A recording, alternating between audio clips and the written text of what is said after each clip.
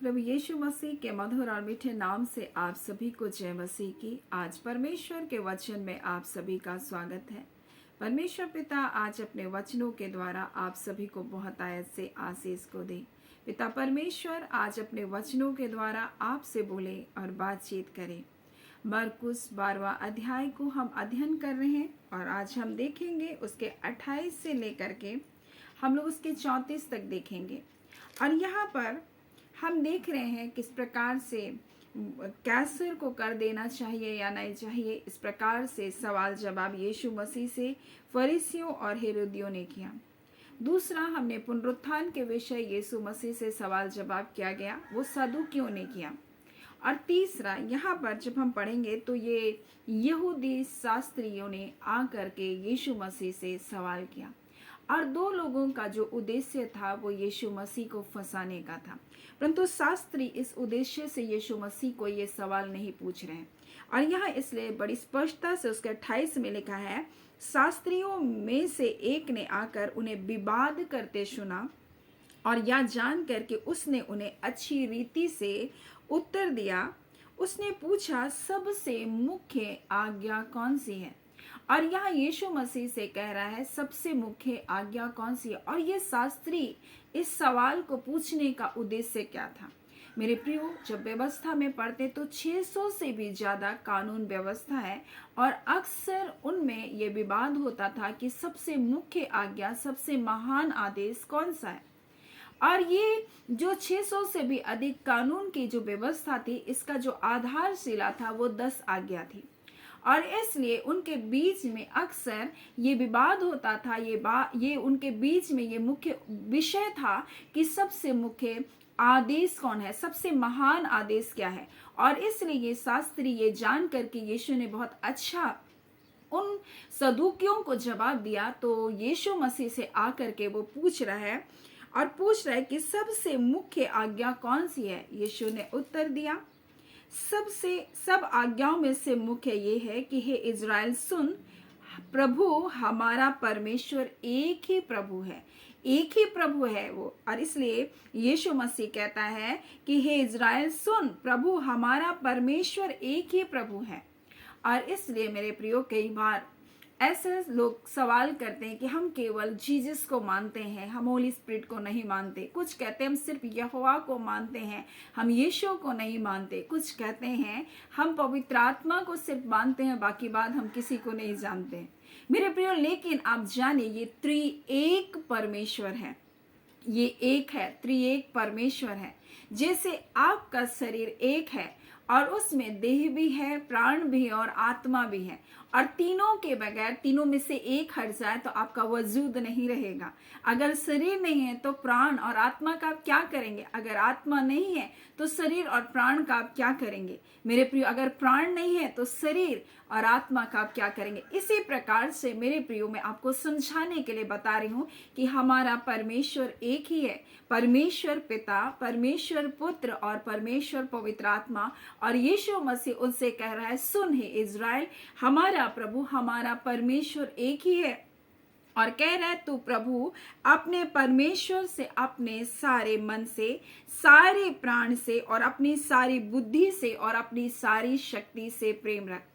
तो क्या ये जो मुख्य आज्ञा यीशु मसीह बता रहा है, और इसी के समान यीशु मसीह कहता है दूसरी यह है कि तू अपने पड़ोसी से अपने समान प्रेम रख।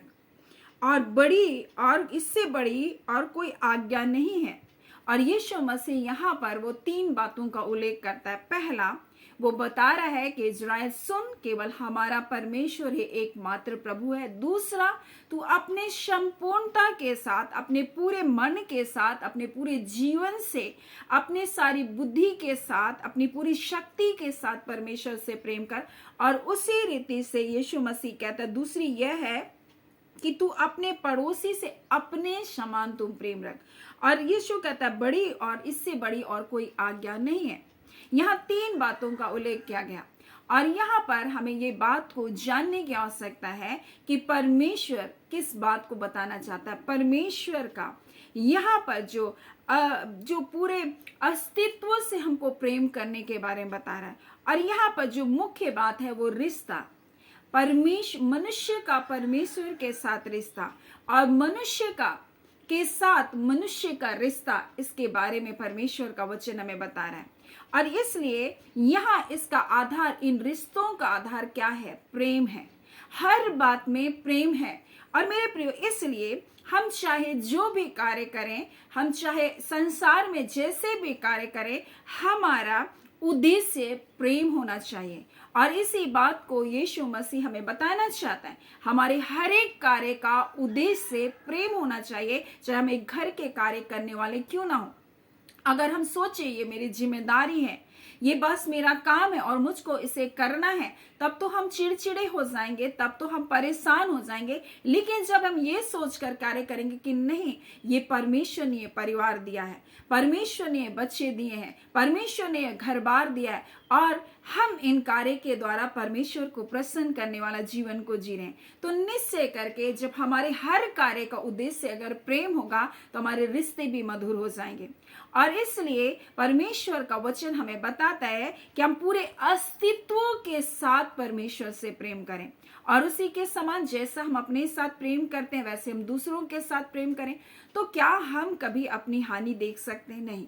तो हम दूसरों की हानि भी हम करने के लिए ऐसा ना सोचें। अगर हम स्वयं का नुकसान नहीं देख सकते तो हम दूसरे के नुकसान के बारे में हम कैसे सोच सकते हैं? और अगर हम परमेश्वर के इन वचनों का अगर हम पालन कर रहे हैं तो हम जानेंगे कि ये हमारे लिए स्वयं से करना मुश्किल है, नामुमकिन है। हम परमेश्वर को ऐसे प्रेम नहीं कर सकते हैं। पूरे मन के साथ, पूरे जीवन के साथ, पूरी शक्ति के साथ क्या हम परमेश्वर से प्रेम कर सकते हैं? जो मुख्य आज्ञा है, क्या हम इसको अपनी ताकत से, अपने बलबूते हम इसको कर सकते हैं? तो जवाब होगा नहीं। मेरे प्रियो, हम में से कोई भी इस कार्य को नहीं कर सकता है। सुनने में बहुत अच्छा है, एक अच्छी शिक्षा है, लेकिन अगर हम करने जाएं तो कहीं ना कहीं हम चूक जाएंगे, कहीं ना कहीं हम अपने जीवन में हम बोलेंगे ये मुझसे नहीं हो सकता। लेकिन यहाँ पर आगे यीशु मसीह क्या कहता है हम देखें। शास्त्री ने उससे कहा, हे गुरु, तू ठीक कहता है, तूने सच कहा कि वह एक ही है और उसे छोड़ और कोई नहीं है, और अपने सारे मन, सारी बुद्धि, सारे प्राण और अपने सारी शक्ति के साथ प्रेम रखना, सारी शक्ति के साथ प्रेम रखना और पड़ोसी से भी अपने समान प्रेम रखना सारे होम बलियों और बलिदान से बढ़कर है। जब यीशु ने देखा कि वो शास्त्री समझकर उत्तर दिया तो उसने कहा, तू परमेश्वर के राज्य से दूर नहीं। ये नहीं कहा कि तू परमेश्वर के राज्य में आ चुका है। मेरे प्रिय, वो कहता है तो परमेश्वर के राज्य से दूर नहीं। तो कई बार हम वचनों के साथ सहमत होते हैं, हाँ प्रभु ये आज्ञा तो मेरे लिए है, आपने ऐसा कहा, मुझको ऐसे कार्य को करना है, मुझे भी सारे मन के साथ, सारी बुद्धि के साथ, सारी शक्ति के साथ आपसे प्रेम करना है। आज मैं अपने जीवन में इस उद्देश्य को बना लूंगी कि हर कार्य, चाहे वो नौकरी हो, चाहे घरेलू काम हो, चाहे जो कार्य भी हो, उस कार्य का उद्देश्य प्रेम होना चाहिए और उससे परमेश्वर को महिमा मिलनी चाहिए और उसके द्वारा हम दूसरों से भी भलाई के कार्य को कर सकें। हमारे कार्य का उद्देश्य प्रेम होना चाहिए, ना कि स्वार्थ। मेरे प्रिय, हमारे कार्य के द्वारा क्या परमेश्वर को प्रसन्नता मिली या हमारे कार्य के द्वारा दूसरों को फायदा हो रहा है? मेरे प्रियो, कई बार हम सिर्फ अपने लिए सोचते हैं, अपने फायदे के लिए हम सब कार्य करते हैं, परंतु हमारे कार्य का उद्देश्य प्रेम होना चाहिए, जिससे परमेश्वर को भी महिमा मिले, परमेश्वर की भी नाम धराई ना हो कि हमारे कार्य के द्वारा अरे देखो चोरी कर रहा है और ये क्या कर रहा है, दूसरों के नुकसान कर रहा है। क्या इस कार्य के द्वारा परमेश्वर को महिमा मिलेगी? नहीं। मेरे प्रियो, परमेश्वर को सारे मन के साथ प्रेम करने का अर्थ होता है अपने सारे जीवन के साथ, अपनी सारी बुद्धि के साथ, अपनी सारी शक्ति के साथ प्रेम करने का अर्थ होता है हमारे निर्णय, हमारे पूरे निर्णय में क्या परमेश्वर को महिमा मिल रही है। हमारे पूरे कार्य के द्वारा, हमारे जो जीवन में जो कार्य हम कर रहे हैं, क्या उसके द्वारा परमेश्वर को महिमा मिल रही है। हमारे जीवन में क्या प्राथमिकता है, हमारे जीवन में कौन से कार्य सबसे महत्वपूर्ण है। मेरे प्रिय, हमारे जीवन में कितनी भी सारी चीजें, बोलते हैं कि बहुत सारी चीजों को हम क्या देते हैं, बहुत प्राथमिकता देते हैं, लेकिन प्राथमिकता का अर्थ होता है पहला स्थान। तो क्या सबसे पहले स्थान में परमेश्वर है। परमेश्वर को हम सबसे आगे रख करके अपने निर्णय लेते हैं, परमेश्वर को सबसे आगे रख करके क्या हम कार्य करते हैं, परमेश्वर क्या हमारे भावनाओं का केंद्र है। ये महत्वपूर्ण है, क्योंकि ऊपर से हो सकता है कि हम बहुत अच्छे दिखाई दे रहे, अच्छे कार्य भी करें, क्या हमारी भावनाओं का केंद्र परमेश्वर है? क्या हमारे बुद्धि में, हमारे सोच में, हमारे समझ में परमेश्वर सबसे ऊपर है, या हमारे सोच में, हमारे विचारों में कुछ और चल रहा है और हम ऊपर से परमेश्वर को बोल रहे हैं परमेश्वर आपसे प्रेम कर रहे हैं? तो हमारे जीवन में जो प्राथमिकता है वो परमेश्वर है, परमेश्वर से प्रेम करना है, और हमारे कार्य का उद्देश्य भी प्रेम होना चाहिए, जिससे परमेश्वर को भी महिमा मिले, हमारे सोच के भी द्वारा परमेश्वर को महिमा मिले, हमारे चाल चलन के द्वारा भी परमेश्वर को महिमा मिले, हमारे बोली वचन के द्वारा भी परमेश्वर को महिमा मिले, हमारे सोचों में जो बातें चल रही उसके द्वारा भी परमेश्वर को महिमा मिले, हम जो निर्णय ले रहे हैं उसके द्वारा भी परमेश्वर को महिमा मिले। तो हर बातों में अगर हम परमेश्वर को प्राथमिकता को देते हैं और उससे हम देखते हैं कि दूसरों का कुछ बुरा तो नहीं हो रहा है, तो इस प्रकार से हम दोनों रिश्तों को क्या करते हैं, अच्छी तरह संभालते। और परमेश्वर रिश्तों को बहुत अहमियत देता, उसके लिए रिश्ते बहुत महत्वपूर्ण है। इसलिए ये दो मुख्य आज्ञाओं को कह रहा है, और वो कह रहा है एक ही प्रभु है और उसके अलावा कोई और प्रभु नहीं है। तो सुन ले इज़राइल, और तू जान वही एकमात्र परमेश्वर है, एक प्रभु है वही। और दूसरी बात वो कह रहा है, इसलिए अपने सारे मन से, सारे जीवन से, अपनी सारी शक्ति के साथ उससे प्रेम कर, और उसी के समान अपने पड़ोसियों के से भी तू प्रेम रख, जैसे तू अपने आप से प्रेम रखता है वैसे ही प्रेम कर। तो यहाँ पर इस व्यक्ति से कह रहा है तू परमेश्वर के राज्य से अब दूर नहीं है, अब राज्य में प्रवेश नहीं किया। यानी ये व्यक्ति आज परमेश्वर के वचन को सुनकर, परमेश्वर के आज्ञा को जानकर वो सहमति में आ गया और कह रहा हाँ गुरु तू बिल्कुल ठीक बोल रहा है, और ये वाकई में परमेश्वर की मुख्य आज्ञाओं को जानना चाहता था। और कह रहा है कि सारे होम बलि और बलिदानों से भी बढ़कर है परमेश्वर से प्रेम करना, और उसी के समान पड़ोसियों से भी प्रेम करना। मेरे प्रियो, और ये व्यक्ति जब ऐसा कह रहा है तो यीशु कह रहा है तू प्रभु के राज्य से, परमेश्वर के राज्य से दूर नहीं है। और जब हम इस वचन को पढ़ते हैं तो इस प्रकार से लिखा है, राज्य से दूर नहीं, यानी जब हम परमेश्वर के वचन की सहमति में आते हैं हम परमेश्वर के राज्य के करीब आ जाते हैं। अभी राज्य में प्रवेश नहीं किए, राज्य में प्रवेश करने के लिए हमको दूसरी बात है ये जानना है कि वही एकमात्र प्रभु है, और वही है जो हमारी दुर्बलताओं में हमारी सहायता कर सकते हैं। क्या हम अपनी ताकत से परमेश्वर से प्रेम कर सकते हैं? क्या हम अपनी ताकत से अपने पड़ोसियों से, पड़ोसी का मतलब ये है कि हर वो लोग जो आपके आसपास रहते हैं, हर वो लोग जो शायद आपके विरोध में, हर वो अनजान लोग जिनसे आप मिलते जुलते हैं, मेरे प्रिय, हर एक से क्या हम प्रेम रख सकते हैं? नहीं, स्वयं की ताकत से नहीं। तो हमें ये जानने की आवश्यकता है कि वही एकमात्र प्रभु है, और वही है जो हमारा उद्धार करता है, वही है जो हमें पापों से छुड़ाने वाला है, वही है जो हमारी दुर्बलताओं में हमारी सहायता करने वाला है। ये व्यक्ति को बोल रहे तू प्रभु के राज्य से दूर नहीं है, तू अभी निकट है, लेकिन तुझे ये जानने की आवश्यकता है कि तू स्वयं से नहीं चल सकता है, और इसमें चलने के लिए तुझे एक सहायक की जरूरत है, तुझे मददगार की जरूरत है। उसके राज्य में प्रवेश करने के लिए तुझे किसी की आवश्यकता है, और वो यीशु मसीह है। और इसलिए यीशु मसीह इसको देखकर कहता, उसने सही उत्तर दिया था। इस बात को जानकर यीशु ने कहा तू प्रभु के राज्य से दूर नहीं।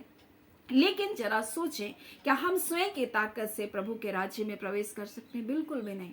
हमें उस उद्धारकर्ता यीशु मसीह की जरूरत है, हमें उसकी सहायता की जरूरत है, और ये जानने की जरूरत है कि हम दुर्बल हैं, हम कमजोर हैं, हम अपनी ताकत के द्वारा, अपनी बुद्धि के द्वारा, अपनी शक्ति के द्वारा हम परमेश्वर के राज्य में प्रवेश नहीं कर सकते। और तीसरी बात, हम उसके राज्य में इस प्रकार के आज्ञा का पालन भी अपनी ताकत से हम नहीं कर सकते। हम परमेश्वर से प्रेम नहीं कर सकते, हम परमेश्वर के साथ पूरी ताकत के साथ हम उससे प्रेम नहीं रख सकते, हम अपने पूरे जीवन में उससे प्रेम नहीं रख सकते। हमें किसी की आवश्यकता है जो हमारी दुर्बलताओं में हमारी सहायता करता है, और कौन है? वो पवित्र आत्मा है।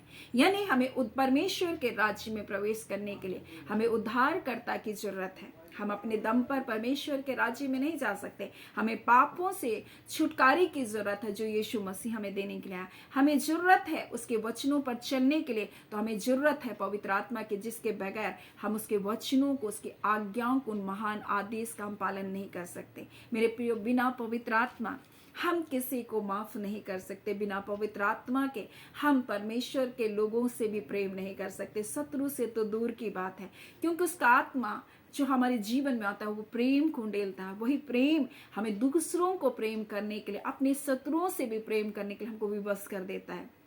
उसकी आज्ञा को पालन करने के लिए हमें विवश करता है। वो हमें कायल करता है पाप के प्रति, और हमें बताता है ये गलत है, इस कार्य को तुमको छोड़ना है। वो हमको कायल करता है पापों के विषय में, और वही हमको परमेश्वर के राज्य में पवित्रताई के साथ उसके निकटता में हमें भलाई के कार्य को करने के लिए उत्साहित करता है। आज परमेश्वर पिता अपने वचन के द्वारा हमें बताना चाहता है, सबसे महान आदेश है कि हम अपने प्रभु से अपने सारे मन से, अपने सारे जीव के साथ, अपनी पूरी शक्ति, अपने सारी बुद्धि के साथ उससे प्रेम करें, और उसी के समान जैसे हम अपने आप को प्रेम करते, अपने पड़ोसी से प्रेम करें। ये महान आज्ञा, और इसके साथ कि हम जाने कि एकमात्र परमेश्वर है, और उसके बगैर, यीशु मसीह के बगैर हम कभी भी उसके राज्य में प्रवेश नहीं कर सकते। हम उसके वचनों पर चल नहीं सकते, हमें उसकी जरूरत है।